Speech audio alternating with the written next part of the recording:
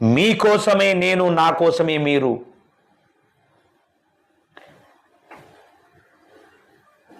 సాధన చేయుదురా నరుడా, సాధ్యము కానిది లేదురా. మనిషి సాధించాలని పట్టుదల ఉంటే లోకములో జరగని పని అంటూ లేదు. గెలవాలన్న లక్ష్యం ఉన్నటువంటి వాడు పోరాటం నుంచి తప్పుకోడు. పోరాటంలో ఉన్నటువంటి వాడు ఎప్పటికీ ఓడిపోడు.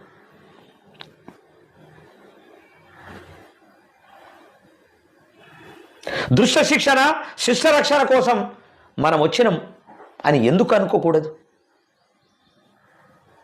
ఎందుకు అనుకోకూడదు?